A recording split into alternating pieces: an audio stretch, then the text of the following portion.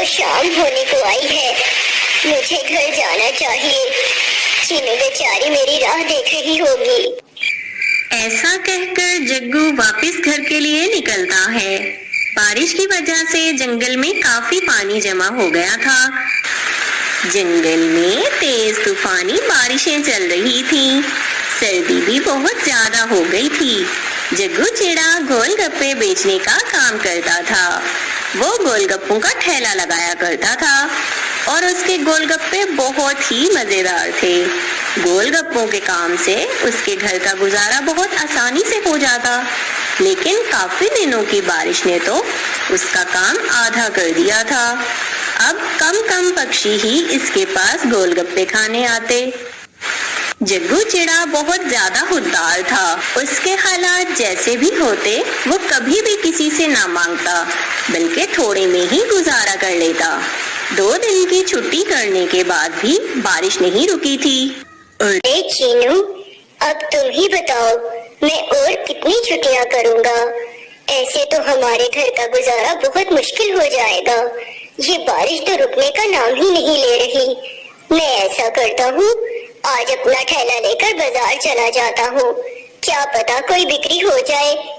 जी तो नहीं चाहता जी आपको भेजने का, पर क्या करें, दाने भी खत्म हो गए हैं, महीना भी खत्म होने वाला है और घर का किराया भी देना है। आज आप काम पर चले ही जाएं तो बेहतर रहेगा। फिर जग्गू चिड़ा अपना ठेला लेकर बाजार की तरफ चला जाता है।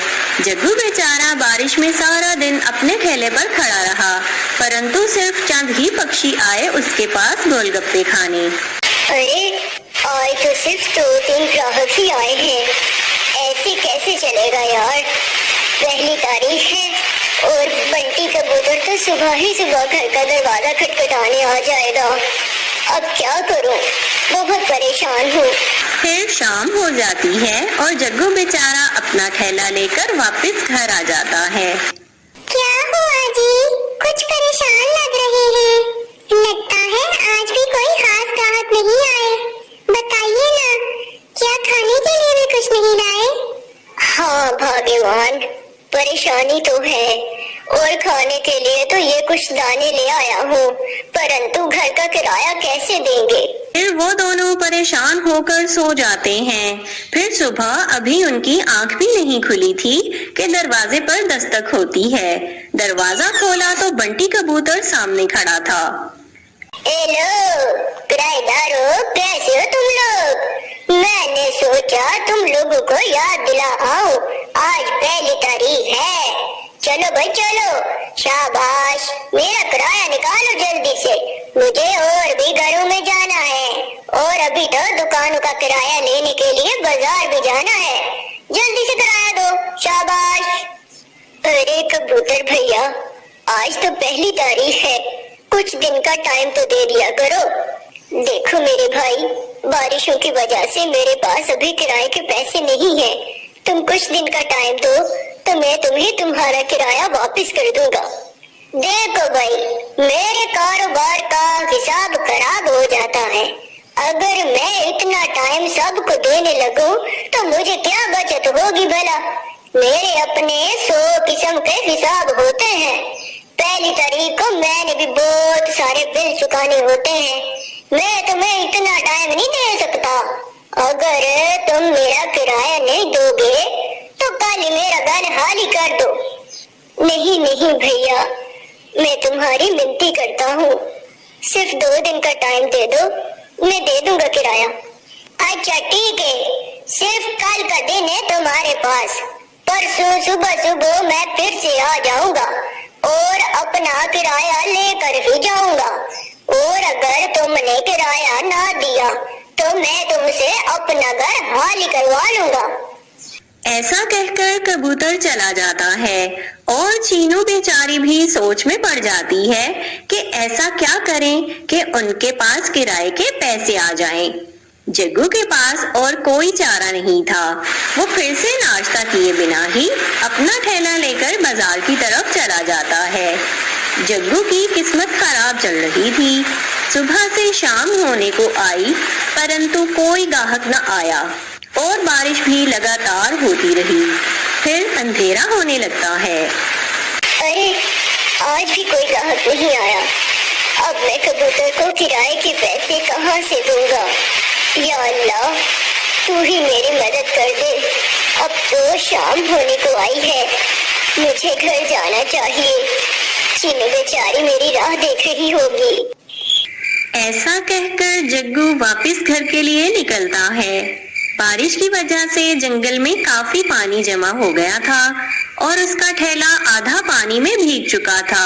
वो बड़ी मुश्किलों से अपने ठेले को घसीटता हुआ वापस जा रहा था कि उसने देखा कि टीना तोती पानी में बहती हुई आ रही है। टीना बेहोश हो गई थी। अरे टीना बहन, क्या हो गया तुम्हें? या अल्लाह, अब मैं क्या करूं? कहाँ लेकर जाऊं इसको? जग्गू को कुछ समझ में नहीं आया तो उसने अपने ठेले पर से सारी चीजें पानी में फेंक दी और टीना को ठेले पर लेटाकर बुलबुल डॉक्टर के पास ले गया। वहाँ उसने टीना के पति मिट्ठू तोते को भी बुलवा लिया था। अरे डॉक्टर साहब, क्या हो गया मेरी पत्नी को?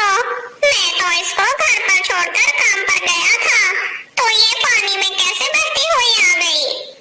मिट्ठू भैया, मैं तो खुद कुछ भी नहीं जानता। मैंने तो अपना ठेला लेकर वापस घर को जा रहा था, तो मैंने देखा कि रास्ते में तुम्हारी पत्नी गिरी पड़ी है। मुझे कुछ समझ में नहीं आया, तो मैं इसको यहाँ ले आया। अरे जग्गू भाई, आपने बहुत अच्छा किया जो वक्त पर इसको यहाँ ले आए, वरना सर्दी की वजह से इसको अटैक भी हो सकता था। मैंने इलाज कर दिया है, बस थोड़ी देर में ये बिल्कुल ठीक हो जाएगी।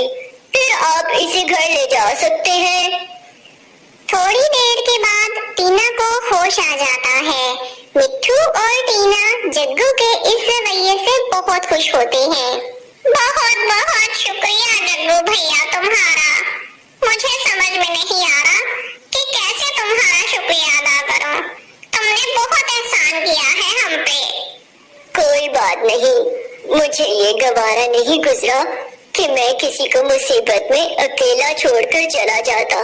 इसीलिए मैंने टीना बहन की जान बचाना ज्यादा जरूरी समझा। अच्छा, अब मुझे इजाजत दे, चीनू मेरा इंतजार कर रही होगी।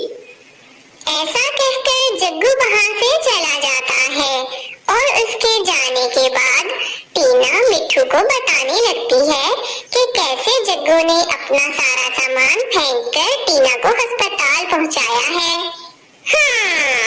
तो इसका मतलब हमें जग्गू भाई की मदद करनी चाहिए। वो चेहरे से भी मुझे थोड़ा परेशान ही लग रहा था।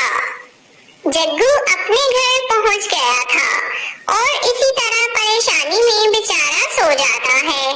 अगली सुबह फिर से बंटी जग्गू के घर आ जाता है और किराया न होने की वजह से वो उससे घर खाली करवा रहा था कि ऊपर से मिट्ठू और टीना पहुंच जाते हैं। अरे अरे, ये सब क्या हो रहा है यहाँ? बंटी भैया, किसी की परेशानी में उसकी मदद कर देने से कोई फर्क नहीं पड़ता और जग्गू बेचारा तो है ही बहुत खुददार। अच्छा, तुम मुझे ये बताओ कि अपना ये घर तुम मुझे कितने पैसों में बेचोगे? मैं खरीदूंगा तुमसे ये घर। क्या बात है? अरे मुझे तो पैसों से मतलब है। तुम मुझे पैसे दो और ये घर ले लो। मेरा क्या जाता है, मेरा तो कारोबार है। बंटी अपना घर मिट्ठू को बेच देता है।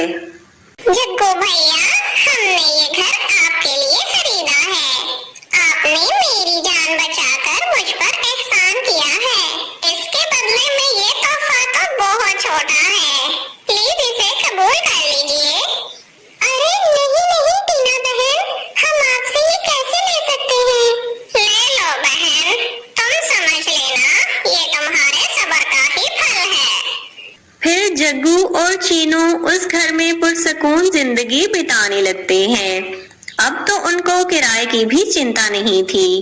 प्यारे दोस्तों, देखा आपने, नेकी किसी न किसी सूरत में हमारे पास वापस लौट आती है। बस खुद को लालच से बचाना चाहिए। Please subscribe my channel, like and share the video. Thank you.